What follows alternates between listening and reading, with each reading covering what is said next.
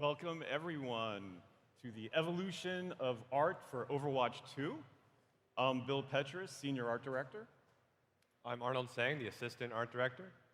And I'm John LaFleur, the Technical Director. So we hope you're having a great BlizzCon today. Our team has been working really hard, and we're really excited to share with you some of the ideas and sort of, I would say, special moments during the development of the Overwatch 2 art style. So first of all, what we're really going to talk about is probably our biggest inspiration, and that is the original Overwatch art style. And in that art style, we wanted to retain these values of strong silhouettes in the characters, a bright, beautiful world, a great sense of color. We were hugely inspired by the original Overwatch in that way. Also, we want to create more enhanced look for these heroes, which Arn and John are going to talk about in a little bit. Also, we want to create a much more, I would say, in-depth thematic feeling in the world, much more areas to explore than the original Overwatch. And finally, we're going to talk about the dynamic world and how much more believable and alive this world is.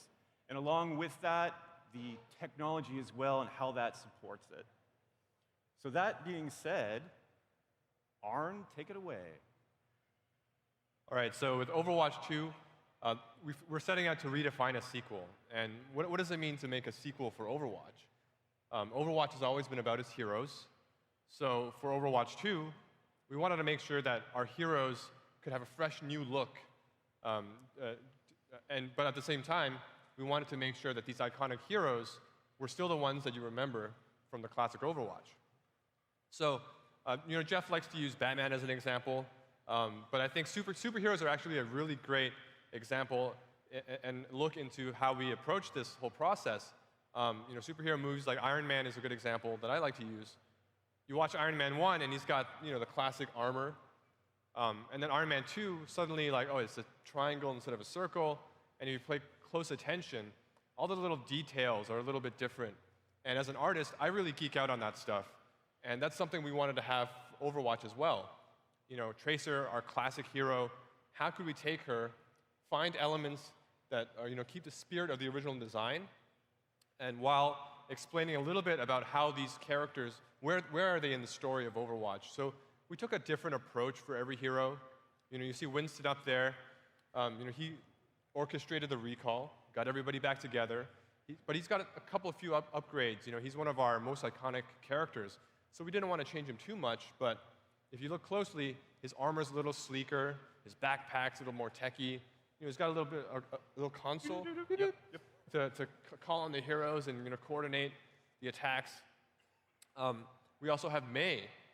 It's been a long time since May, or it's been a long way from Antarctica. I think she walked all the way. Yeah. She walked or she took the bus. I don't know what. But she's a long way from being a scientist, from being a climatologist. And that first moment, she's on that dropship with Winston and Tracer, overlooking Paris. We wanted to make sure that she was ready for battle. So we gave her a couple upgrades, made her suit a little bit more techy, a little bit sleeker, and at the same time, it allows us to show off some of the cool tech that you guys are working on. But one of my favorites is Genji. As you guys saw in the announcement cinematic that we showed yesterday, 0 Hour. I can't get enough. I can just watch that over and over, and I still remember the very first time that Ben Dai and the Story and Franchise group came over and showed us the storyboards. And even in the very, very beginning, the storyboards had that moment of Genji coming out and deflecting those shots, and it was the coolest moment ever. And it has always, every time that moment comes up, whether it's from storyboards or watching the final version yesterday with everybody, I get goosebumps. And funny enough, in the storyboard, they had given him a hoodie. And he kind of comes out and takes out the hoodie, oh, it's Genji. But at the time, it was he was only wearing a hoodie. He didn't have pants on. And so we didn't realize that Genji wasn't actually naked this whole time. So we're like, if he's going to wear a hoodie, you probably should put some pants on as well. Probably. So Jung-Ah Lee, a talented concept artist from the Story and Franchise group, took that idea, fleshed out a concept, a design that we liked so much that we took that and we adopted that as Genji's new look. And we have a lot of cool new looks to talk about today. Here's an awesome image by one of our artists, Ness Kane, kind of illustrating Brigitte and Reinhardt arriving at Watchpoint Gibraltar after the attack on Paris. And Brigitte, she's been with Reinhardt for a long time now. They've been in many battles together. And Reinhardt, he likes to get in a lot of trouble. He does. And his armor gets dinged up all the time. And Brigitte is always constantly upgrading it. But it wasn't until they got to Watchpoint Gibraltar that, now she has Winston's help. And, together they come up with Reinhardt's, new armor. And she sprinkles a little bit more personality, of her own personality in there as well, which is really cool. We have a lot of cool new looks for the characters for you guys to check out in our demos. If you guys have played Toronto and Rio de Janeiro, you can select some of these cool heroes. We also have a sneak peek that you guys saw yesterday of Torbjorn and Bastion. Just still in the concept phase, but shows a little bit about where they are in their story. Torbjorn, he chose not to answer Winston's recall. He chose to stay at home and tinker around with his gadgets, so he's a little bit more casual, wearing something you might see him wear in his own garage or in his workshop. But then Bastion's now with him, and together they kind of upgrade the tech side a little bit. And Bastion even borrowed Torbjorn's hat. Yeah, I love that hat, but one of the things I really like is that 09 on you can see on Reinhardt there. Yeah, so if you guys notice, look closely, like Reinhardt has this 09 on his shoulder pad, and if you guys paid attention to the original Reinhardt design from Overwatch, he has an 08 on there. So this is like the 9th iteration. Brigitte's really taking him to the next level. But there's a deeper story behind that number, and it makes me think back on Project Titan, actually, which we were all a part of as well. Yes. Back on Project Titan, there was a character called the Juggernaut, which was this big, burly, armored character. And we went through iteration after iteration on the Juggernaut designs. And by the time we got to the 8th design, that was Reinhardt. We had rebooted the team, and the project was now Overwatch. But we wanted to carry some of that legacy, all that stuff we learned from working on the Juggernaut into Reinhardt. So, Brigitte is now helping us carry that legacy forward as well with the 09 version of Reinhardt's armor. And funny enough, this version actually artistically is a little bit inspired by some of those early versions back on Project Titan. But we wanted to dive a little bit deeper into one of the characters' designs and really walk you through the process of what we were thinking about as we were designing these new looks.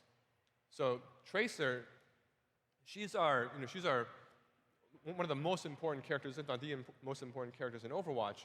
So when we're thinking of the new looks, if we could do something for Tracer, maybe we can carry that philosophy forward for all of our heroes. And like I mentioned, we always want to take things that are iconic to the characters and preserve those. For Tracer, we identified that as, one, her colors. So Tracer's colors are very iconic, not only for her character, but also for Overwatch as a whole. Overwatch, the white armor, the orange tights also happen to be the colors of Overwatch, the game. So we wanted to preserve that. We also wanted to preserve her silhouette. So Tracer is immediately recognizable with her spiky hair, her popped-up collar, and the way that her sleeves are folded up, and down to her sleek tights and running shoes. So silhouette is a really important thing for us as well. Yeah, and even from the gameplay and the tech side, silhouette's something that we don't want to break too much of, because the hitboxes are something you want to keep as sort of what you see is what you hit for the player. So we want to make sure that that silhouette fits fairly close to the hitbox, even with the new looks. Yeah, we learned a lot from making skins for the original Overwatch, and we carried some of that knowledge when approaching these new looks. But from there, we were thinking, okay, so what are some things we can change about Tracer? What are some things we can take and maybe push to the next level, and maybe at the same time highlight some of the cool tech that we have from the engineering side? And we thought, original Tracer, she's kind of a mix of a couple of themes. She's got this, this athletic look to her that looks like she's always on the run, but she's also a former test pilot. So we gave her the flight jacket, with the worn leather, the wool collar, and also the flight harness with the cool retro patches. We thought that was a really cool look for original Tracer. It was a very retro look, and we thought if we took that retro look and we pushed it to the next level, evolved it a little bit, maybe that would be an angle into how we can approach leveling Tracer up. So with all that, we dived right into ideation. So this is a stage of concept where we take our initial philosophy and we try it out with different iterations. So with the first one, A, on the far left you see there, if you squint your eyes, her silhouette really doesn't change much. It's really, like we said, the collar is still there, the sleeves. It's really the internal details that have shifted a little bit. Some of the patterns are different, and we're thinking, okay, maybe some of the materials on her jacket might be different. But at first glance, maybe it's a little bit too conservative. So we thought, okay, let's try a couple more where we push it a little bit more. With B and C, we were thinking, okay, let's take that athletic look that we like from Tracer and really take that to the next step. So she gets a little bit more casual here. We start breaking the silhouette really carefully. The jacket with B gets a little bit more poofy at the bottom, and we're thinking maybe even her chronal harness maybe could reduce a little bit in size. We imagine like, okay, maybe this is Tracer after Overwatch has been shut down, and she's maybe walking down the streets of Kings Row. She doesn't need all of that juice, all of that energy from her chronal harness that she uses in battle. Maybe she has a slightly more reduced version, and we took that even to another step with C. Elaborating more on like, hey, what are some different silhouettes we can play with on the jacket? Maybe there's a cool poncho look, which I personally really liked. It gave her a really hip kind of look. But then we were thinking, okay, wait a minute. If we're taking Tracer, like these iterations of Tracer, putting her on that dropship on the way to Paris, and the city's under attack, May and Winston are ready for battle, and she looks like she's just she's going out for a stroll or something like that. There's a little bit of a disconnect. So okay, let's get her battle ready. Winston probably prepped up both May and Tracer and himself to go into the battle. So with the last iteration on D, we tried to take more of a sci-fi techie approach. What if she was just like, this is a cool updated version of battle armor for Tracer? And that's kind of really where we landed. We really liked this version of Tracer, but there were things that I think during the exploration that we liked as well. So we took all of those elements and we kind of combined it. And this is the final concept for the new look for Tracer. So with this new look, this is the final concept. It's really only the beginning in bringing these characters to life in Overwatch 2. From there, it really goes to our talented character artists and engineers to bring Tracer to life inside the engine. So here's a look at Tracer, the new look for Tracer in Overwatch 2. And one of the things that I think of when I look at this screenshot here is, if you guys are familiar with Overwatch, you've probably seen the lobby screen, the main menu screen where you see Tracer with her hands on her hips, and you kind of see her from the thighs or the waist up. And she looks great in Overwatch 1. With Overwatch 2, because we wanted to tell more story, we wanted to get more intimate with the characters. I still remember the moment where Jeremy Craig, one of the designers who used to be on the team, he worked really closely with the UI, and he just took that camera on that UI screen, and he zoomed it right into Tracer, and he was like, how close can we get? I think that was a really inspirational moment, actually, too. Because when Jeremy did that, we seen Tracer in this brand new close-up look, and we were all huddled around the computer looking at him with everybody, and we're like, yes, we want to do this. And John on the tech side, can we do this? John! Yeah, well, when we looked at it from the technical perspective, we thought, yeah, that's really inspirational, but also perspirational, because it's going to be a lot of work. So if you look at that image, it's so much more detail there that you need to really make that character stand out. And luckily, we have a very talented team that works on these heroes. And Renaud Galland, our lead character modeler, and on the engineering side, we have Bruce Wilkie and Marco Alamia, who have worked tirelessly to get the character to where it is. It involved revamping not just the materials, but also the shaders we use to render and the geometry for the character. Yeah, so if you guys have checked out our new website on playoverwatch.com, you can see a comparison between the old, the classic looks and the new looks, and it really gives you a sense of how the outfits changed. But today, we really want to get in closer and really show you, when you get up close to Tracer, the difference between Tracer from original Overwatch to Overwatch 2. And when you get to this level, you can really see the technology upgrades that we have for this new game. And one of the things that jumps out at me first is the hair. If you look at Tracer's hair from the original Overwatch, you'll notice, we designed it for in the game, she's moving really quickly. You see her from a certain distance, and it really does a good job of bringing out the silhouette that we talked about and popping the highlights.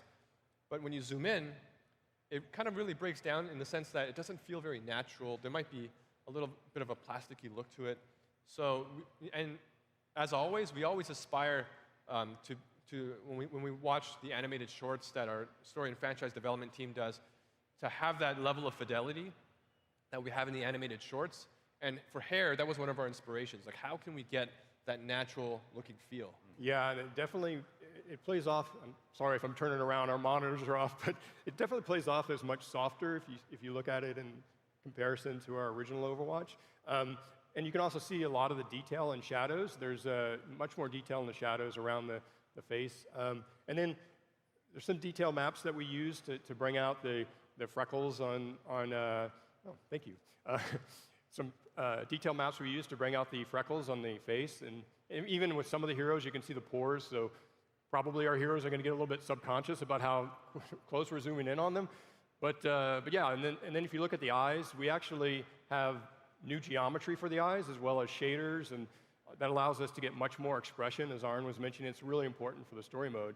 And then here in the vest, you can see where the detail maps kind of play off in the inside of the vest, and then even off on the sleeves there. You get much more detail. But then we look at the skin. The skin is, you can read much more out of the skin from the lighting and the environment.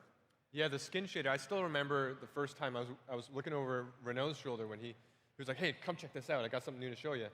And he turns on the new skin shader for the first time, and all the heroes there's this level of believability, and this felt so much more alive and real, and it was really amazing to see it for the first time.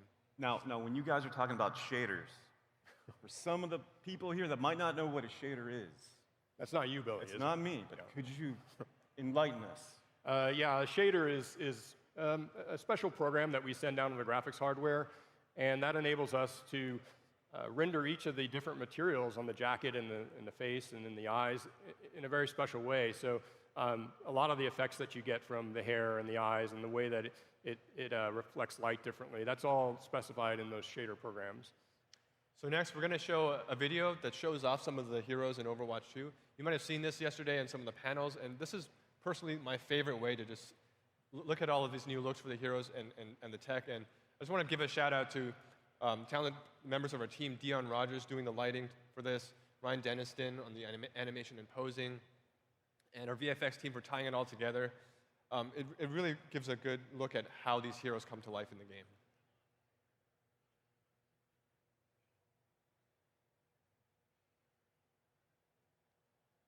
Yeah.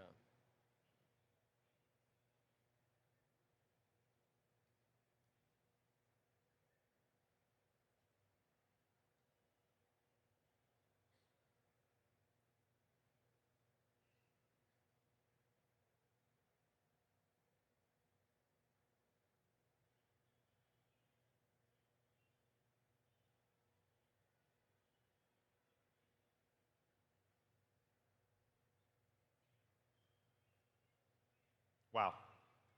Thank you, guys. It was hard to follow up.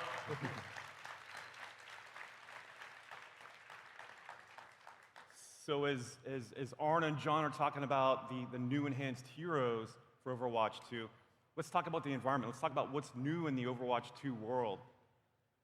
So the environmental team, led by Dion Rogers and his group, we're very excited, and we want to share with you some of the inner workings of what's going on and some bullet points on some of our values that became Overwatch 2 for the environments.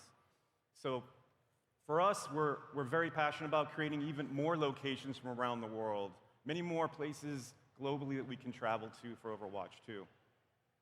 We also want to create even more memorable themes in Overwatch 2. For us, it's sort of a passion for the player to experience all these new, I would say, feelings and new colors and experiences.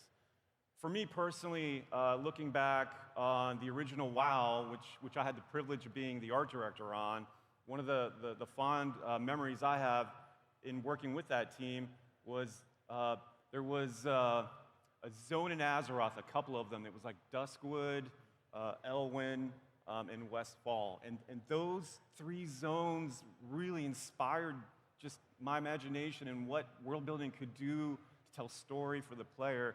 And we wanted to take all those things we learned and bring them onto Overwatch 2 as well.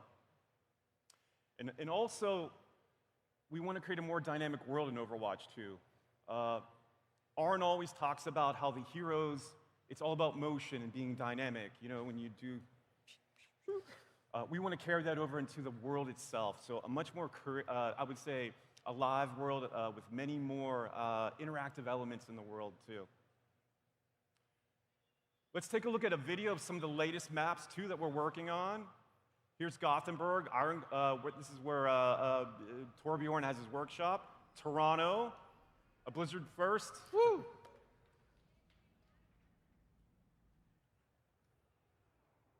Monte Carlo. There's a race car there for you, Johnny, too. Thank you. John loves racing. The club, Lucio's Club in Rio de Janeiro. The Omnic ship, also in Rio.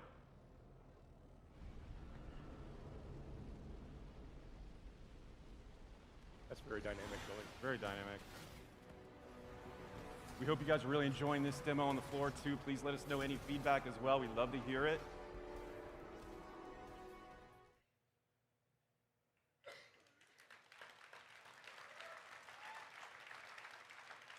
So Billy, Yes, John. For those of us that aren't artistically inclined, can you explain to us what theming is? I can certainly try. I can certainly try. So when in context of environmental theming that I was describing, all it really is creating a memorable mood or a feeling that you have as you explore through this environment. And these concepts are an example done by Patrick Fallwetter, a talented concept artist that works on Overwatch 2. And these buildings are all from Toronto. And the one on the far right there is this brown kind of classic building, and the bottom's kind of teched up. And that might be in one area of the map in Toronto, but in the other area there might be a more like futuristic design, like the building in the middle. And even color, like the blue building on the far left, actually has a different look or feel. So these are ideas in theming that we try to develop for the player as we build these maps around the world. Another example, Temple of Anubis. I'm sure people are familiar with this. 2014 BlizzCon, 5 years ago we announced. And our first map. Yep. Arn's favorite. Yeah, one of my favorites. So on this map, actually, the values of Overwatch, the original Overwatch, we still really follow. Like, we love to have, great silhouettes. We like to have strong themes in there. But as you look at this, it's sort of all the same theme. It has this sandy, sort of ancient kind of feeling to it. It was very unique. Yeah, I think it really reminds me of when we were designing the art style guide for the original Overwatch. We had this theory where maybe if we had like the environments as a wash of color, for example, our first map, Temple of Anubis, a wash of gold, golden sand. Yes. Hanamura would be like pink, and maybe King's Row, dark blue.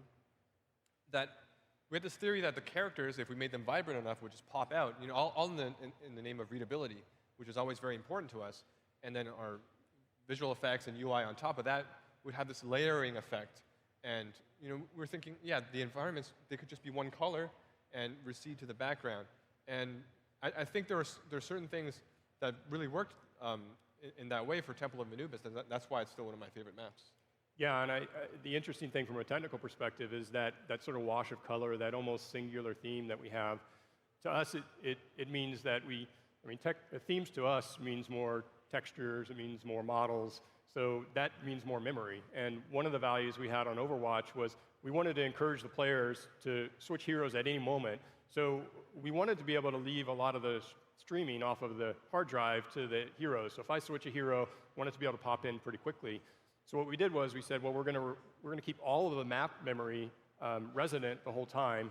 And that meant that with the singular themes, it was much easier for us. So less themes equals less memory. So just to make things a little hard for John and his team, Yeah, I see a lot more themes there. we added a lot more themes. So in Overwatch 2, for example, on Rio de Janeiro, which I hope you guys are enjoying on the floor outside, there's a lot more themes out there. We have, still that wash of color that Arnold's talking about, but we'll have a blue wash inside the Omnic ship, or that golden dawn of a new sort of era in Overwatch on the beach. And we have many more themes in there for the players to experience, which I'm sure John and your group, you guys just attack that, No, right? that's easy. That's easy. No, when we looked at it, it's not just the themes, but the spaces in between, because as we go from one theme to the other, from a map creation standpoint, you don't want to have these themes just abutting right up next to one another. So there's spaces between those often, and so that makes a much bigger map. If you played Rio out on the floor, you'd notice that it's bigger than any of the maps that we've done before, easily 2 times.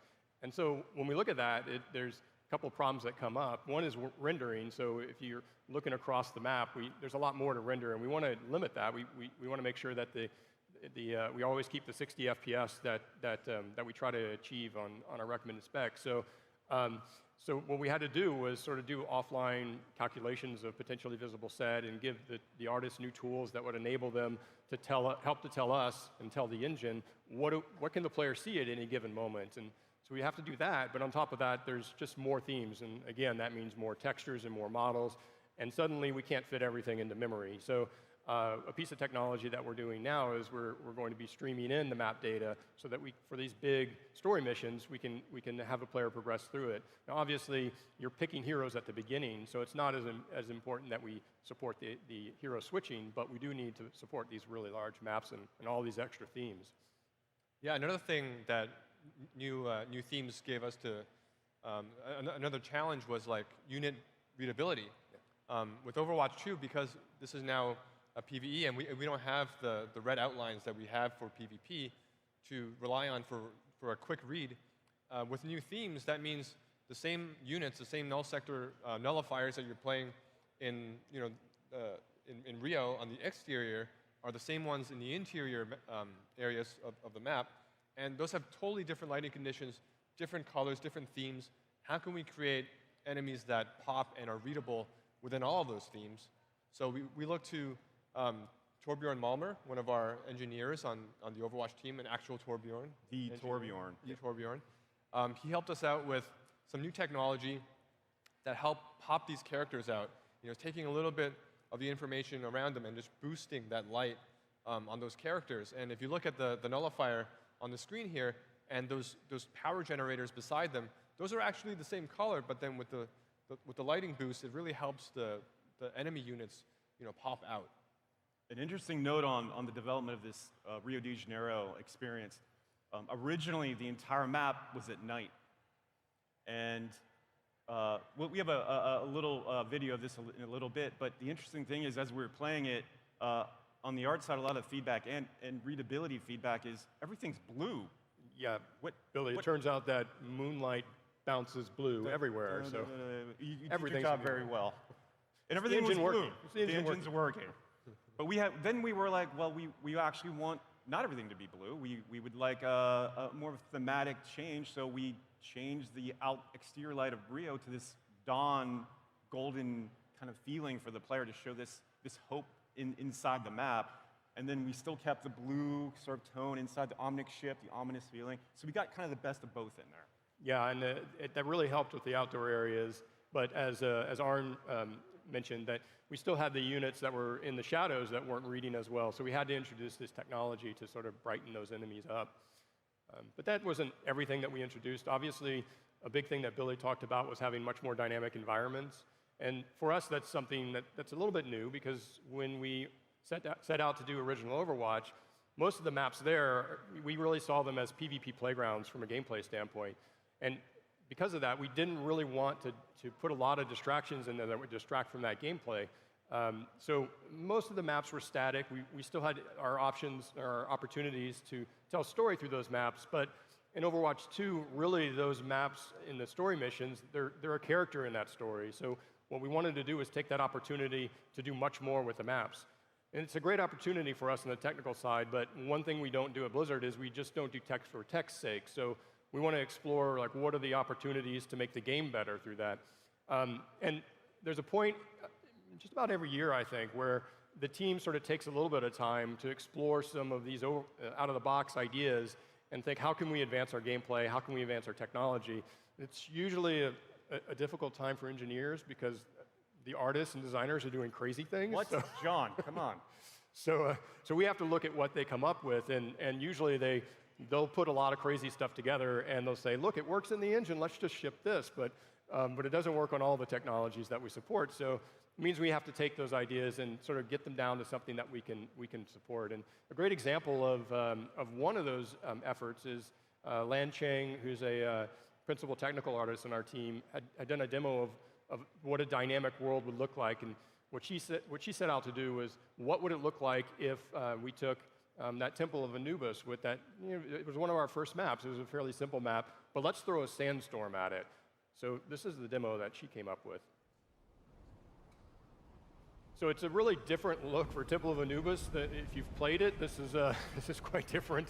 Obviously, if you were playing multiplayer in here, the enemy would be obscured in most of it, but all of these trees that are blowing, she actually created the trees using our cloth renderer. So she threw a whole bunch of particles in there. She played around with fog. There's a lot of things that she was doing here, stretching the engine and trying to figure out, like, how could we make this environment much more dynamic.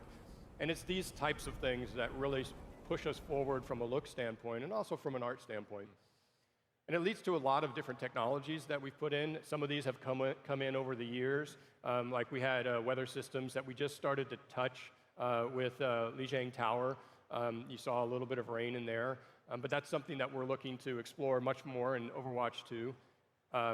Another one would be some of the fog that was inspired by the demo she put together. And actually, the fog that she had, it inspired this sort of dynamic changing weather as you go from one end to the other in Storm Rising. And you may have noticed that the fog comes in and makes a much more moody look. But we're going to utilize that much more in Overwatch 2. And then if you played Rio out on the floor, you noticed that the lighting looks like, or I hope you noticed, or maybe you didn't, but the lighting is much more improved there, and we really want to get that feeling in the player of these new environments and this new dawn in the case of Rio. And in a portion of that map, there's also the portion where, spoilers, you destroy the core, and then the lighting changes everywhere, and that's another aspect of dynamic environment that we introduced. On top of that, we have the cloth that she was using for the trees, and so when we saw that much cloth in the environment, we knew we were going to have to improve the efficiency to allow for more cloth. We also wanted to improve the simulation as well. I think this is one of Arn's favorite screenshots here. Oh, yeah, my favorite slide. Any friends from Canada here today? Yeah, all right. And then if you've played Rio, there's a lot more going on in that environment. We have explosions, we have a lot of particle effects. Again, something that we didn't really have the option to put into PvP because we want to keep that focus on the player versus player concepts. But these are all opportunities when we're exploring how we can expand the art and how we can expand the engine to add a whole bunch more to the environment. But beyond that, we have this example from Rio of where we've pulled all of that together, and you can kind of see like the particles and the trees using the cloth and all the additional effects. It's certainly led to a lot of changes within the engine. And so another way that we get the environment to be much more dynamic is through these things we like to call mission moments or sequenced events within the game. And what we had a two-part thing, two-part consideration there, where if you've played Rio, you've noticed that we have an intro and an outro before the mission. And for every mission that we have in the story missions, we're going to have that intro and that outro. And those are done within our game engine. And so we wanted to provide tools to the story and franchise group that would allow them to create these intros and outros fairly efficiently. But on top of that, we have these mission moments within the game that as you're going through sort of convey much more of what's going on in the environment. So you might remember if you've played through Rio, as you run around the corner, you see this storefront that suddenly explodes, and all of these all of these null sector units drop down. And so what we'll talk about a little bit here is how that came from inspiration and it eventually ended up in the game. And what that came from originally was a piece of concept art done by the art team. Yeah, Peter Lee, our principal concept artist on the team, he took the whole story that we wanted to tell for Rio, for the story mission, and he kind of illustrated these mission moments. Everything from beginning at Lucio's club, all the way to the Omnic command ship. He had illustrations for every single moment, and somewhere in the middle, he had this one illustration of this quaint little house, this nice view of the Rio beach out there, and it'd be a shame if we blew it up. What? Yeah, blow it up, Billy. So this really inspired the team to be like, okay, this really gives the Rio a sense of destruction, that it's under attack. So it was really, really a defining moment in developing these mission moments. So let's take a look at a little bit behind the scenes. It's a short clip at that stage in development of this sort of experience that the guys just described. Really early on. Boom. As you can also tell, here's the night version of Rio at that time, too. So as Arn's group is working on the concepts and working with the designers, and John's groups on the technology side, also Dion and his group are working on the environment. They're building the architecture. They're building the world itself.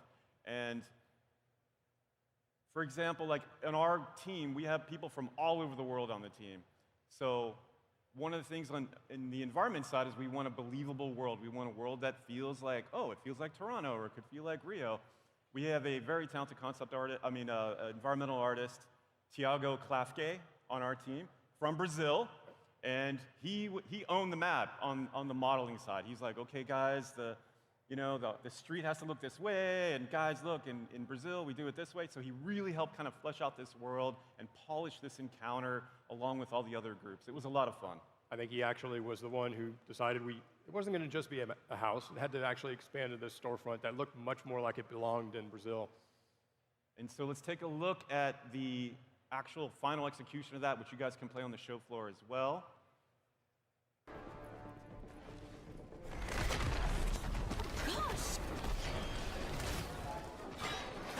It took forever to get that record to roll down the street there.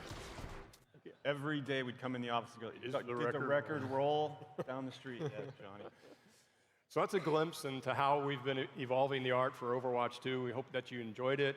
We're certainly excited to show it to you. One of the biggest things I'm excited about as a gamer is we've wanted to, since the beginning, since we started on Overwatch, we've wanted the ability to convey much more of the story in the environment. We've been very, jealous of the cinematics team as they get to make all these cool story moments. And so I'm pretty excited to get together with my friends and play through the story missions and play through the hero missions. I think for me, that's going to be a really exciting moment. Yeah, for me, as an artist who works on the characters, it's really exciting to take these characters that we know and love and see and challenge ourselves into how we push them to the next level, how we bring them to the next chapter of Overwatch. As a player, I'm really excited about how we do the same thing for progression, and like Aaron and Jeff were talking about yesterday, showing all the cool new talents that heroes have, and just seeing how all the different ways these heroes can express themselves to fulfill this new fantasy that we have for the heroes in Overwatch 2. I think another passionate note, too, is that just building out the Overwatch universe, just more experiences for the players, new places in the world to explore, just developing this whole new universe is so exciting for me and a lot of the team as well. Yeah, so we hope you guys enjoyed all the cool the stuff that we showed today. If you guys get a chance, please check out our demo over in Hall A. And we're always looking for more feedback, so tell us what you think, and there's going to be a lot more to come. Thanks, everyone. Thank you for attending Overwatch Evolving the Art. Up next, World of Warcraft Q&A.